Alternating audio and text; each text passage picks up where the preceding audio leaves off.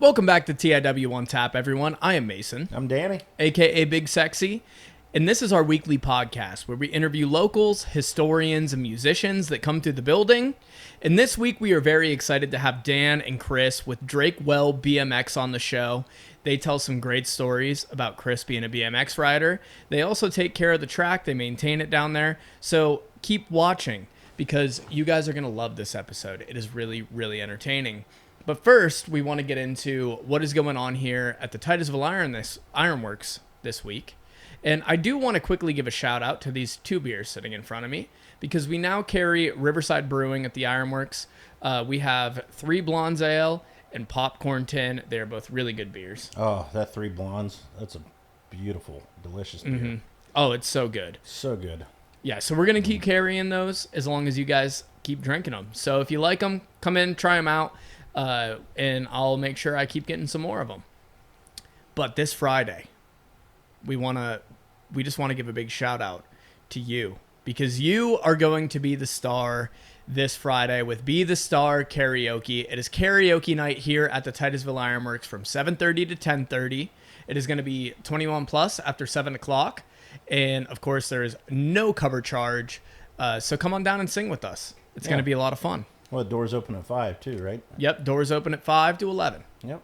Then Saturday, June 29th, we have Brandon Ray Band, and they're playing from 7:30 to 10:30, and the doors will open at noon. Just come out, sit on the patio, enjoy the Ironworks, grab some good food from the Magic Bus. Yes, sir. And that's also no cover charge and 21 plus after 7. So, what do we got going on Sunday there, Mace? Tell you what, guys, you're going to want to show up a little early because we have Cousin Maine's Lobster coming in this Sunday. That food truck, I can't believe how many people are excited for that. Yeah, just seeing the social media reaction to it and all the interest, it's going to be busy. I think we're going to have a line around the building. They are serving up anything from shrimp tacos to lobster quesadillas to your good old Maine lobster roll. Lobster bisque, clam chowder, all sorts of good stuff. There's a lobster grilled cheese I saw in there. Oh, I can't wait. I'm placing my order as soon as I can. So we may open the doors a little bit early. I think we're going to open at 11 on Sunday just to make sure everyone can get in anticipation for being able to place their order for the food truck and they don't miss out. So yeah, that's happening on Sunday. And of course, as always, we have our Sunday open mic from noon to 6 o'clock with Be the Star Karaoke hosting that. So bring your guitar, bring your comedy, bring your poetry, come on down, hang out with us. It is going to be a really, really fun Sunday here at the Ironworks. And that, of course, is all ages. Anyone can come, bring your families. We can't wait. Yeah. But we want to get straight into this episode with Dan and Chris. Riders ready, watch the gate.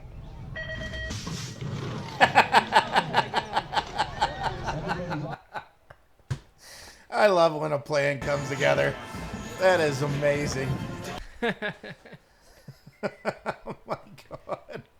On to the episode.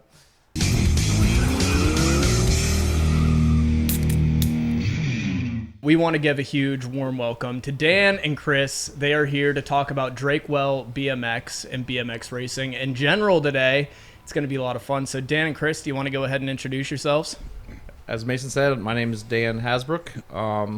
Born and raised in Titusville. Never really left. I'm here, and I'm here to just help the community continue to grow. Heck yeah, man. And Chris. Hey, I'm Chris Jamieson. Been in the BMX since I was 5. Actually got into it. I was doing an Easter egg hunt down there at the Ed Meyer complex back in 95 and came across the track, and Dad and I got a little nosy, went down the following weekend and checked it out, and I've been stuck there since.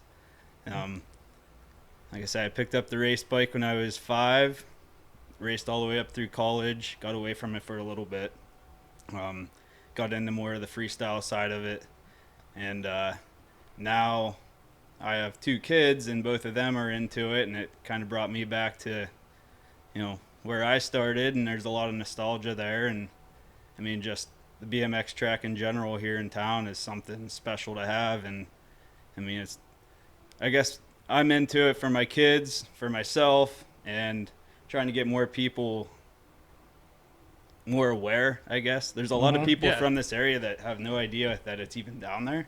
Yeah, it's kind of tucked back and hidden away at the back of Admire. Yeah. I remember as a kid when I discovered it for the first time, I was just playing down at Admire Complex. All of a sudden, next week, me and my buddies on a Tuesday had our bikes down there. We were trying to do the ramps. I totally ate shit. Yeah, I've ate shit a few times down Oh there. yeah, I think we all probably have. Yep. Yeah. Got the scars to prove it. So, I guess to start off, can you guys describe what BMX racing is for some of the people that may not be aware? It's probably best for you, bud.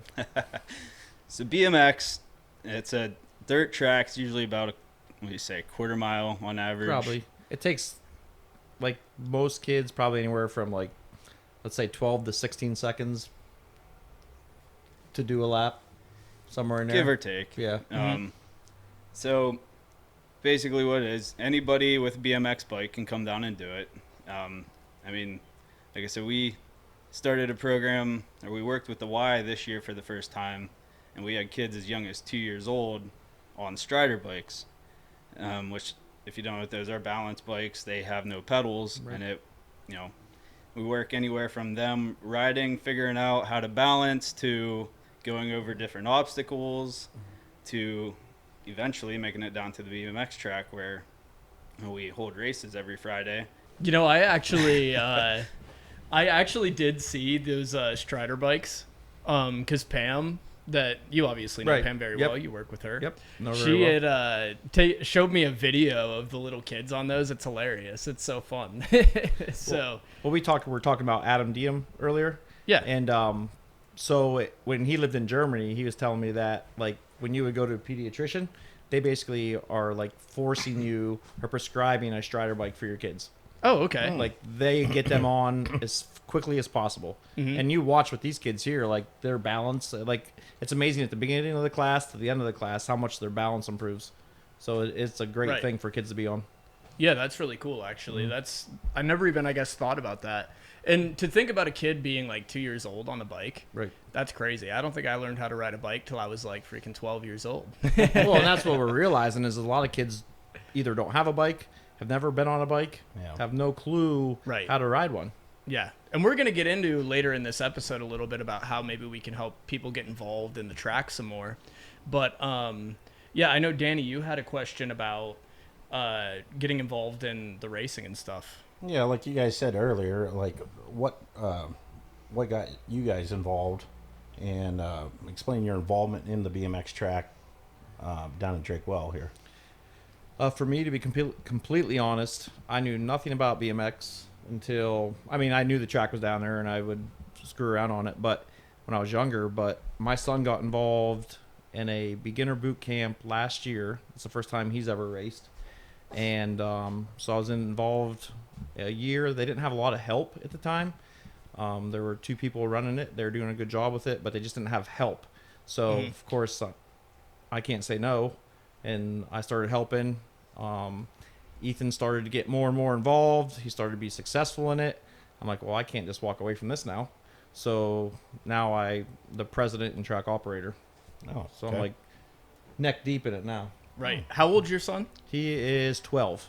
Okay. Yeah. Well, he's got me beat then. Yeah, he's doing. Yeah, it's been great to watch his progression. So Yeah, that's awesome. yeah, Yeah, so like in your kids are both running in it now? Yeah. So my oldest is 6, and going back to the Strider bikes, I got him on when he was 2. So we started down here at Drake Well, and since we've gone up there's a track up in Erie, that's the next closest track, and we've gone there, and we've gone up to Jamestown, New York. There's a track up there that we've also gone to, and it's been awesome seeing him from barely making it up all these little roller hills to transitioning to a pedal bike to now he's winning a lot of the races he's in. Yeah. Oh, that's And awesome. now my daughter, she just turned 4, and she started last year, as obviously when she was 3, and I got her in the balance bike program at the Y, which I helped coach this year, and just seeing her going from nervous and scared, not wanting to touch the bike at all, to she can't wait to get down to the track. She's out of the truck before I am half the time, just ready to go. Oh, And that's it's- awesome. Yeah. Yeah, like last week during our race, she had a pair of sunglasses on riding. Well, she dropped her sunglasses, so she stops, doesn't care about the race anymore. No. Stops, gets her sunglasses. Another kid stops and helps her with the sunglasses, gets them back on, has to finish the race in style. So, Oh, that's too funny. yeah, I bet Haley was loving that, wasn't she? Oh, yeah. Yeah. Yup. So, Chris, you've been BMX racing all your life. What started to draw you to the sport? I know you had mentioned you had found the track when you were younger. Yeah, so like I said, I started back when I was 5. Happened to see it during an Easter egg hunt. Up to that point, had no idea the track was even down there. Went down the next week, found out about it. Came back the week after with a bike. I was riding a Power Ranger bike that I got at Toys R Us. As my first race, and just happened to be the track was doing big trophy day for 5 and under year old kids. So I, made the cutoff. I was 5 and lucked out, and I won my first race. Got this big trophy, just huge smile on my face, and said, "Hey, man, we got to do this every week we can because this is awesome." And just kind of sucked me in, and my dad was fortunate to be able to take me to a lot of places over the years, and always has had my back, and my grandpa too, and started here and then did the state series, and then we went nationals, and then made it to 2 world championships. Oh, wow. So Wow, where were they at? the first one, I can remember, I think I was 10, was here in the States at Louisville, Kentucky. Okay. And we made it through motos, which is like the first rounds, and then you get into the qualifying rounds. And I can't remember how far I made it through those, but I didn't make it to the main event. The main event's the top 8, and you have to make top 8 to be considered world ranked and get a world number plate to run the following year. So I didn't make it that far, which no big deal. It was an awesome experience. Got to ride Team USA, picture taken with all the pros and everybody else around the country, and I thought that was pretty cool. That's awesome. man.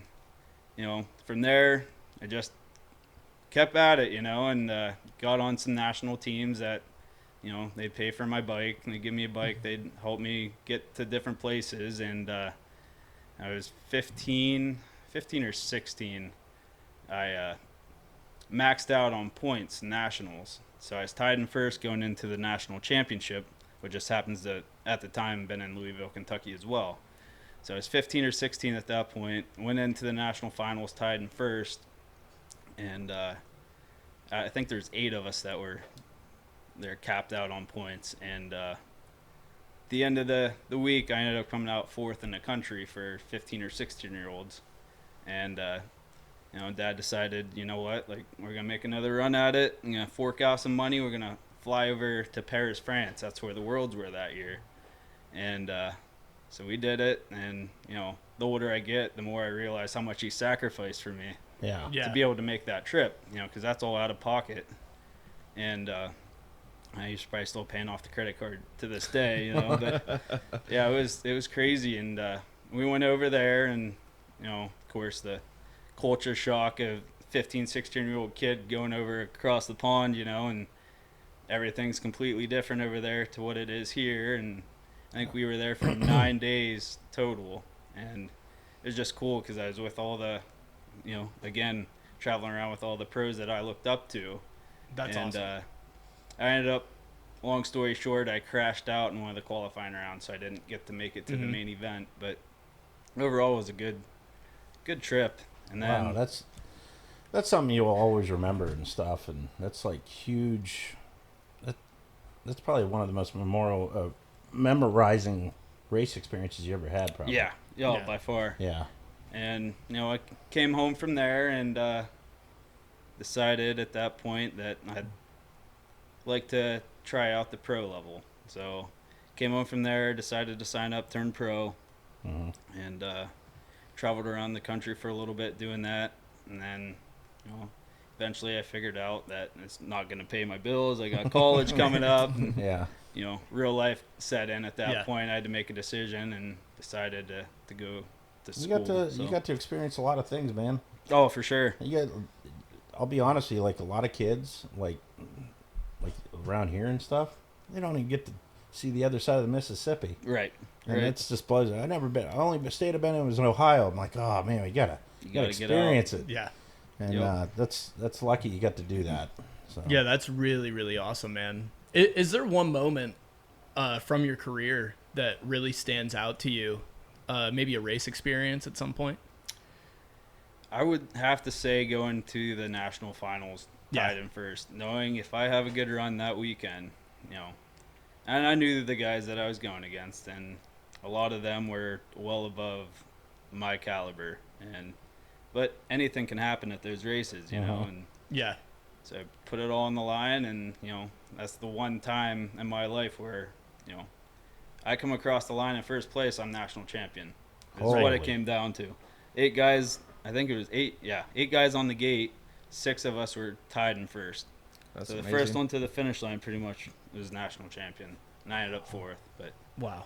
That's incredible, man. That's a story. Yeah. That's Yeah. cool. Just being in that position is huge. yep, And I would say outside of the racing aspect of it is just the number of friends I've made over the years, like around the country, across the world, that you'd see the same people week to week traveling around on Right. the national circuit, and then, later on in life, or, social media, yep.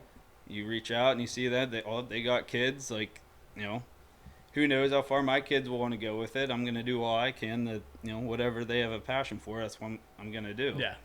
And if it happens to be racing, then, I'll be cool to see if I'm with some of the dads that I used to race with, and now our kids are competing that's against awesome, each yeah. other. Yeah, like Chris and I have had a conversation. Like, we're down at the track on Friday nights, and like after we're done racing, the kids are still there, they're playing, and you just see these relationships that these kids are growing, and it's amazing because it's like you have kids from, let's say, from Erie, from New York, from Pittsburgh, from Westmoreland, and they're all just like together, and when they're there, they're all friends. Yeah. And they compete once they're on the track, but after that, everyone's hanging out and having a good time. Exactly.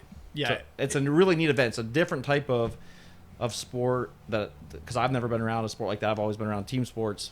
Just a way different dynamic. Way different dynamic. Yeah, I was actually going to bring up the fact that BMX really seems to bring together a community. It reminds me a lot of music, actually, because I toured for many years.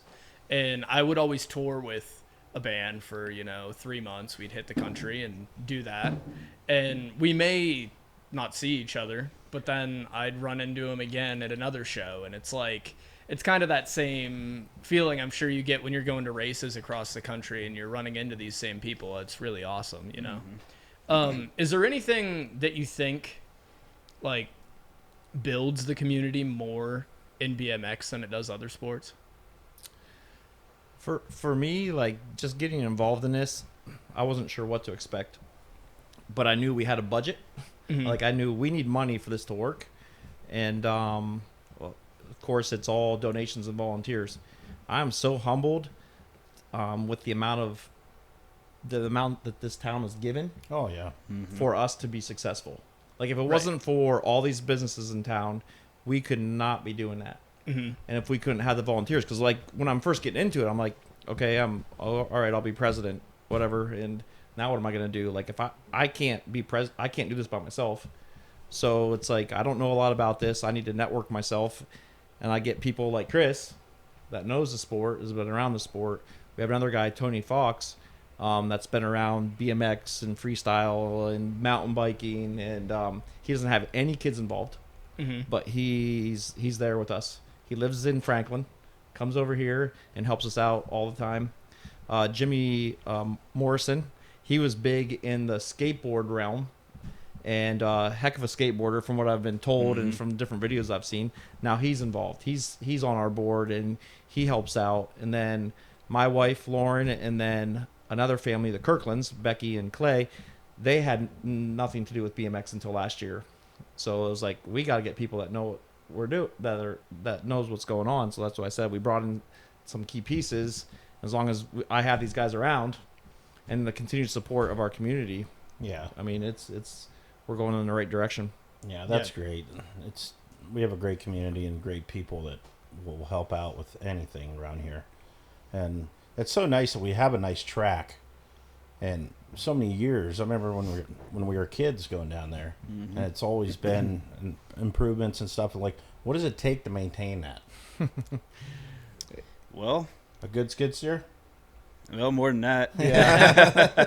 Well, that's the interesting thing. So that was built in 1979. I do know that. Holy. I do know that history. I didn't realize it was that old. Yeah. So supposedly Side Temp owned that property, Okay. and Rick Hipwell. Mm-hmm. There's a Carlson, Lynn Ongley. There's a lot. I can't name. I don't want to name a bunch of specific people because I want to forget some of the people that Right. were originally involved in that. But Side Temp had a big deal to do with it. Oil Creek Plastics, CJ Curvan's dad Cliff had a lot to do with it. So that was built in 1979. So it's always been there since then. And then I knew it would take work, but I didn't realize how much work. It's a full-time job. Mm-hmm. Because we're looking at it as also like a product. Like this might be like I've been telling these guys lately, like this might be the only time someone comes to our track. So are they going to come back or not? Like Right. they got one chance. Like if it's crappy, they're not going to come back. Yeah. You know? So when you walk into our place, I feel like our atmosphere, number one, is really high. Like we have a really positive atmosphere at the track and a great vibe. And then step two was we got to do something with our track. People in the past have put a lot of work into it. But lately there hasn't been a lot of help. So it was still good, but we wanted some improvements. We wanted like if I could show you guys some pictures, I might have sent you some pictures of like, and I can put Yeah. photos in as you're talking Of- about it. So of before and after, like it, even in a year's time, like, Joe Stiglitz, he came down and completely cleaned out the backside of our track. It was all trees and they were kind of hanging over the track. Completely took that out. And then the help with the city came in and helped clean some of it out also with us. The city's actually been a pretty big part in this. Was that when you guys took the pavement out of the turn? No, so that was, Chris can talk about that. That was a long time ago. Yeah, it's been. I remember when it was paved. Yeah, so then- the stuff I'm talking about just happened from last November Okay. till now. Like, Yeah. and we had to do quite a bit of things to get it ready. When you're talking about maintenance, every time it rains, things get washed out. Ruts are made because people get on it, things like that. So we actually do a gluing process. I swear it's like Elmer's glue. Like if you Really? if you open up the 55-gallon drum, it looks and smells like Elmer's glue. And we spray that on, and it's a stabilizer to the surface, and it just makes it like hard as a rock. Wow. Yeah, so That's we crazy. have, and the problem with that is two 55-gallon drums of that is $1,500. Ooh. So we have $3,000 wrapped up in just that part of the maintenance. It does take away maintenance throughout the year because you don't have to be down there as much to maintain, but there's a huge cost to that also. When you're spraying that stuff, are you mainly focused on like tops of jumps or the Everything. entire track, the entire track? we Entire spray track, the yep. entire track. A lot of tracks do. You talk about asphalt. Yeah. They have asphalt turns. If we had asphalt turns, like if anyone wants to donate us a ton of money, like we would asphalt our turns right now. Oh, for sure. because that's where all the work has to be Yeah. done. right. So a lot of these places don't have as much gluing to do as we do because they have a lot of asphalt on their turns and Yeah. stuff. And that where the asphalt turn was, it was probably very shaded It was. Yes. before. And Yeah, we had 2 out of the 3 turns asphalted before. Yeah. It got taken out. It had to been that asphalt at was least pretty 10 old, years now. too. I think it's been out. And that's Yeah. the thing. Anytime someone takes over, you got new ideas. Yeah, it's a completely It- different layout and now it- too. it than what always used to be. changes. Yeah. Right. Now, how many times a year do you have to spray the track with that? Is that just once a year? Or? So we have figured it out like this year. Like we're all new to this. I helped the people that had it last year glue a little bit, but I didn't know a lot about it. So again, networking. Trying to talk to the people in Erie, people in New York, and people down south. And excuse me, we do it. We're gonna do it 3 times this year. Oh wow. Yeah. So the 4 drums that we have will get us through all of that. Right. So, Gotcha. Yep. So, kind of switching it up here a little bit. What advice would you give to maybe a kid who would like to get into BMX racing? Chris, you want to handle that one? Yeah. If you're got somebody or you want to get involved with BMX, you're not sure how, or you're not sure that you're capable, I can tell you right now, you're capable. If you can ride a bike, you can race BMX. Honestly, if you came down any race night and you wanted to test it out afterwards, you know, a lot of us stick around after the race. If you want help, we're more than willing to help out, answer any questions. I'll ride with you. I mean, we'll have a lot of people that are riding. We do have a beginner's boot camp coming up again here in July, which I'm not sure how many more spots we have open than that. We have a few spots. I think we're up to like 16 or 17, and we'd go up to probably 20 that we could do. It starts July 10th. It's from 6 to 8. Okay. And it's 4 Wednesdays. So it's basically 4 Wednesdays in a row. You can come down. Chris is one of the instructors. I don't instruct anything. I'm just there to manage things, basically. I don't ride a bike very often. But, like, Chris is there. Tony, that I talked about earlier. Jimmy Morrison. Another guy that's well-known in BMX around this area is Zach Bowler. He helps out.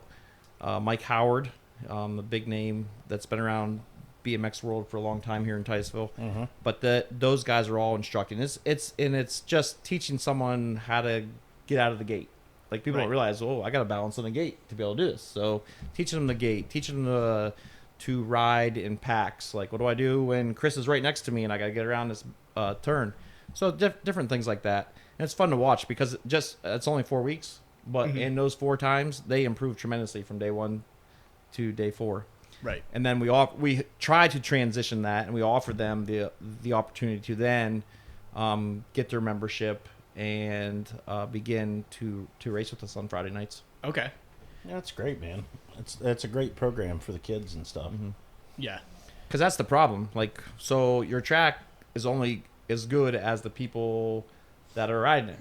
Like, if you don't have people riding it, you can't solely rely on people from Erie, people from Pittsburgh, people from New York to come here and do it. I mean, we want them here and we need them here, but we need local riders. And with these boot camps, we had like, I think 20 maybe in the last session. Yeah, 20 or 21 I think we ended up with. Yeah, so we had like, say 21 kids, and a majority of them are now riding. That's great. awesome. So if we can keep that up, then hopefully we'll continue to grow it here. Can you guys explain, like, so, like, what type, like, when you go to a race or when you get involved, what type of age brackets are you dealing with, and what is a typical race day like? Like, what times it start and all that? Well, it depends. Like, our local race here we do on Friday night currently, and we do practice registration from 6 to 7, and we race as soon as the motos are ready. The races are printed out. It's typically maybe a quarter after 7 we get the show on the road. Here we start with our Strider, our balance bike racers, which has been awesome this year. We've been averaging probably 8 to 10 balance bike kids, which average age is 2 to 5. So we start with them. We do all 3 of their races first, and then we go on to the BMX bikes, which I think the youngest we've had at our track this year was 4. I believe right. I think 4 is right. And we have them up to 60, 70-year-olds that come in. And wow. Yeah. Yeah, That's like awesome. how, like for instance, like Roger. How old would Roger be? I'm not sure if he's probably in his 60s, maybe, or maybe a little bit more than that. Yeah. But he rides. He races. That's crazy. Yep. And That's so cool. anywhere in between. Yeah. So, I mean, if you can ride, like I said, you can ride a bike, you can race. And of course, they're all separated. So, for instance, there's levels. So, like when you first get involved, you're a novice. Okay. You have to win 10 races. It doesn't matter where those races are at, but you have to win 10 races to then move up to intermediate. Like my son right now is a 12-year-old intermediate. So he went through last year, got through his novice races, got his wins, and now he's in intermediate. And you have to get then 20 intermediate wins to then move to expert. So he's like 4 wins away from now moving to the expert level. Then I believe so once you get to expert, I mean, that's basically, around here, that's basically your top level. Right. And so now you're just racing the best of the best from everywhere. So when you're in those levels, is it separated by age, or could like a 50-year-old expert race a 12-year-old expert? Well, it is separated by age, but if you don't have a lot of people showing up to your races, they get combined. Okay. So you could have a variation with the ages. But that sometimes that makes it fun. Oh, I could imagine, yeah. Because it's neat because the older guys help the younger guys. Yeah. So it makes it for a neat dynamic there. That's really cool. Yeah.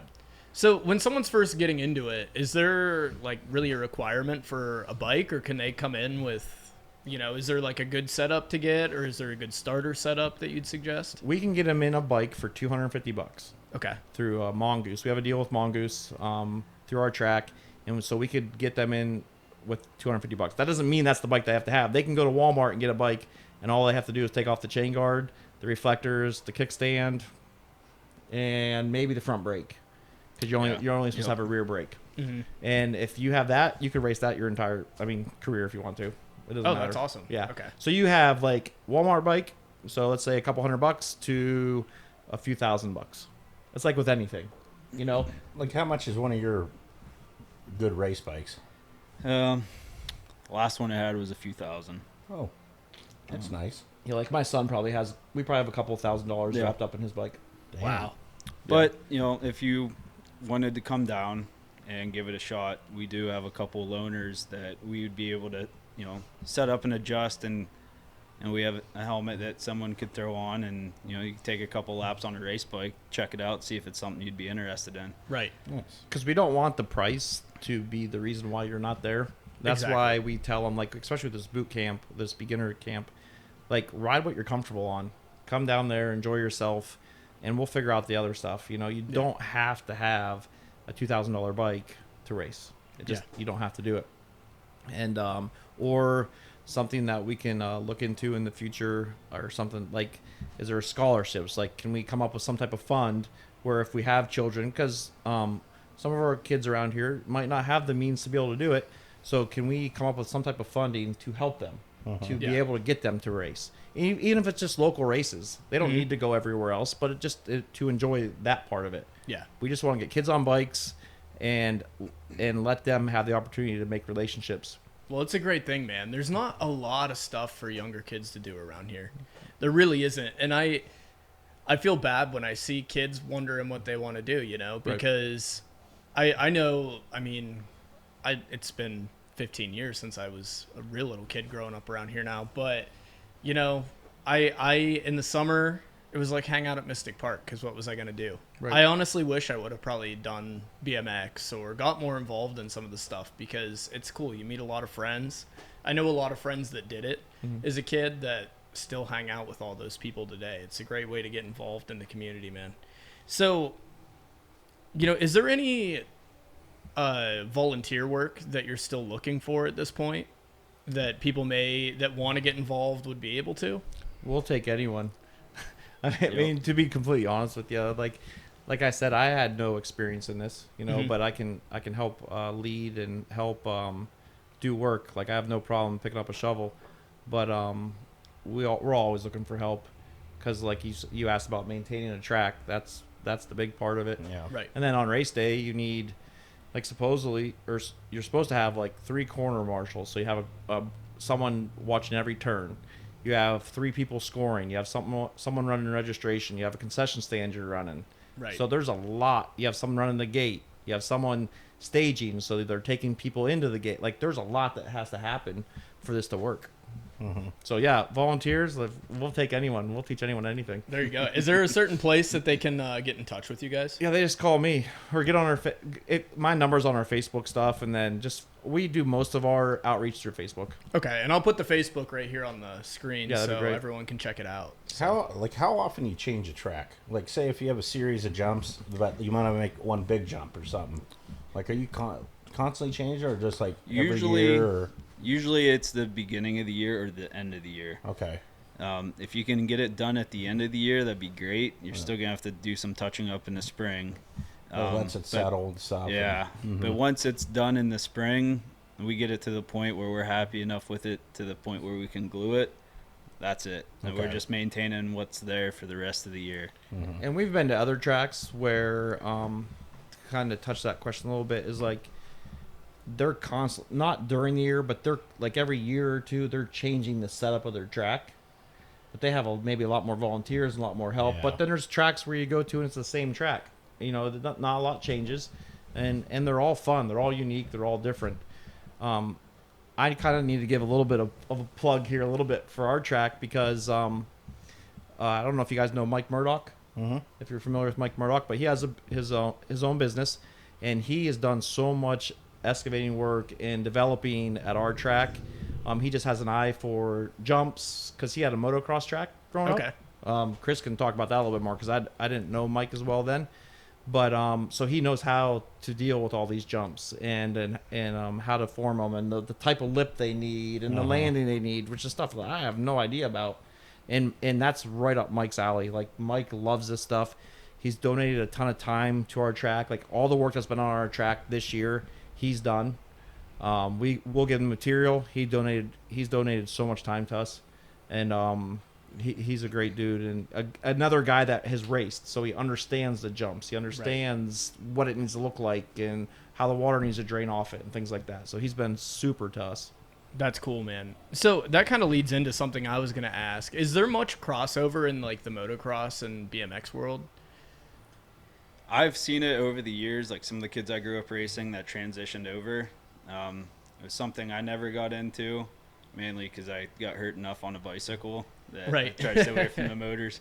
But well, now a lot of the younger kids, there's these bikes called Stasics, and they're pretty much battery-powered little strider bikes, little balance bikes. Mm-hmm. And we have a couple kids that come down weekly to race each other on our track on these little electric bikes, and they're pretty cool. That's kind of what that's transitioning for, is getting them ready to switch over to motocross at some point. Okay. Like Jimmy Morrison, that's on our board. He does both. Like he races our place plus does motocross. Gotcha. Mike Murdoch that I was talking about earlier, he does both. I think you're thrill seekers. Yeah, that's what I think. I think you want to go a little bit faster and you want to jump a little bit higher. Yeah. So I think that's the crossover part of it, is the thrill seeking. So do you do any motocross at the BMX track or no? No. No, because if you look at motocross tracks, they're pretty rutted up and ripped up. That makes sense. And we don't want that. Like, we want ours as hard and smooth as possible. Yeah. Were you part of the Hidden Trail crew back in the day? Yeah. Those were gnarly. You're not supposed to talk about that, are we? It's all riverbank weeds now. Yep, nothing much back there anymore. Yeah, I just remember when I was a kid, you look up, I'm like, holy moly. Yeah. And I was like, no, I'm all right. I'll stick on track. Yeah, because they had that down at Waterworks. Well, we had Waterworks, then we called it Backtrack at the BMX track. Yeah. Behind turn 1. Yep. There's still a couple jumps back there, but it's all overgrown. And that was basically all your freestyle stuff, right? Yep. I mean, basically tricks and... I never even realized there was anything back there, I guess. That's cool. Was it right in the woods? Yeah. Yeah. Oh, that's awesome. Actually dropped in right behind the first turn to get speed for it. Yeah. Holy crap. That's kind of terrifying. Yeah. That reminds me of snowboarding. Like when you go off and in between all the trees off the trail, like yell at you every time you do it, but it's too fun not to. So, is there anything else you guys want to give a shout out to? Any other social media, anything like that? I think Mike was the big one, and then just like we have if you go to our Facebook page, we have a huge list of sponsors. We have a little video that runs through all our sponsors. So that's been super helpful. But I can't think of anyone else really off the top of my head.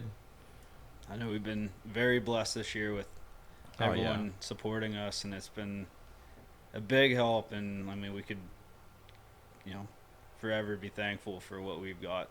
So yeah, because if it wasn't for them, like, we wouldn't be doing this. We wouldn't be sitting here talking to you about this. We have a huge weekend coming up that we wouldn't be able to handle without all their support. So, is there any upcoming events you want to give a shout out to that people may be able to come down and check out? Like I was just saying, like, we have our largest event coming this weekend. Okay.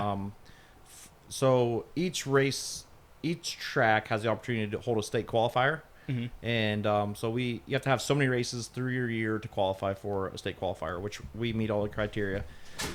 So we'll have a state qualifier on Saturday, but we've piggybacked that with 2 other races. So we're having a 3-race weekend. So we're racing Friday, racing Saturday, racing Sunday. After Friday night's race, we're actually having a fireworks display that was donated by Gibson Fireworks. Oh, So that's that's for the town. Like we want anyone that can come down to come down. It'll probably start right at dark, I would assume, because we'll race at 7, and then after that and basically he like reached out to us and was like, hey, we see you guys are doing a lot for the BMX track. We appreciate what you're doing. We want to give this to you. That's cool. That's great. That's the humbling part that Chris and I have been talking about. It's like people are just giving, like, here you go. Yeah. Yeah. So that'll be big. And then the state qualifier on Saturday, like we're expecting that's hundreds of people. So Really? normally we have, let's say, 12 to 15 motos of races on Friday nights. This could be 50 to 60. Wow. So people will camp. Like we'll have campers down there. People will stay for the whole weekend. So yeah, it's a huge, and you might be able to talk more about state qualifier than I can, but yeah, it's a big deal. Sounds like we're tailgating at the BMX track this weekend, Danny. Yep. Come on down. Yeah, That's everyone's- really cool. Yeah, and that's the thing is like if you've never been down, like that's an event you want to come see. Like That come sounds see fun. because you're gonna see fast people. Yeah. Like you're gonna see people racing against their own age and there's a huge difference between a novice rider and an expert rider. Like when you're hitting these 15, 16, 17-year-old experts, they are fast. That's cool. And it's a lot of fun to watch. Well, we just stopped out. It's not BMX, it was dirt bikes, but we just stopped out in Centerville. What was that event called again? Oh yeah. Yeah. It was like it wasn't GNCC, I don't think. It was just like part of their tour though. It was Yeah, like that was there's- one of the stops was Like the in one day Centerville. was four-wheelers and the other day was Yeah. dirt bikes and all different classes and stuff. And We didn't catch any of the races, but I took some time to walk up and look at the track. I'm like, oh my God. I don't know how they fly through that. And some of the people there were saying they're going like just peeling through the woods. I'm like, it would be so fun to watch that. So yeah, I wish I could make it down Saturday. I still might be able to. Maybe I can get Stacy to work for me. she'll always I was work. gonna say Pam, but she's probably already working, huh? Yeah, she probably is. Well, guys, I just want to say thank you so much for coming out and spending some time with us today. This is going to be a fun episode. I'm excited about this one. So, Yeah. Thanks, guys. We really appreciate you coming in. And No. We appreciate you having us, and it kind of goes back to everything that we do. It's like if we can give these kids like an hour or two of positivity, like that's my big thing with coaching, with anything that I've ever done. It's like that might be their only positive time. So let's make that the best time that they can have when they come to our track, and I think that's been our motto this year, and I feel it's been successful, and that's what we're going to continue to move forward with. yeah, I've heard nothing but good things about it, man. It's been great, and I've heard it from all over. There's people bringing stuff in for. I know you guys have a donation thing right now too, right? Right. That you're handing out. So, is there a place you said just right on Facebook? Yeah, people you can go donate. and Yes, you can do go right that? to Facebook and find all our information. Get a hold of Okay. me, or if anyone that's on the board, and yeah, we'll Awesome. take whatever. Sweet. Well, guys, thank you again for watching this week's episode of TIW on Tap. I just want to remind you again, this Friday we have Be the Star karaoke in the house from 7:30 to 10:30. So come on down, sing some karaoke. Be the star. You are the star this Friday. This Saturday we are open from noon to 11, and we have Brandon Ray Band in the house. They are going to be awesome. I believe maybe this is their first time playing. I could be wrong. Dan, I'm not can you sure on remind me? that. I don't know if did they play last year here? It may have been when I was in the UK, so don't quote me on that one. But I've listened to them online; they're very good. So you don't want to miss that one. That is 7:30 to 10:30. It is going to be 21 plus after 7 o'clock, as always. But there's no cover charge, so come on down and hang out for free. And this Sunday, show up early because we have Cousin Maine's Lobster food truck. We're gonna have a freaking line around the building. I swear to God. I have a feeling it's going to be a busy day. Yeah, so if you want to make sure you get your lobster, come on down early. We open at noon. We may even open at 11 this week just to make sure everyone can get in. But we'll see ya. Be the Star Karaoke will be here again on Sunday doing our open mic as well. So thank you guys again for watching. And Dan and Chris, thank you guys so much for spending some time again. What's the chance we get Big Sexy on a bike? Oh, this is now... I got to get one of those like heavier weight capacity ones. We can hook you up with whatever you need. Come I'm on down. not- I'll get you set up. All right. All right, maybe we Beginner can boot take some camp July lessons. 10th. I'll sign you up. I can't wait. All right, see you guys. Hey, thank you. Thank you.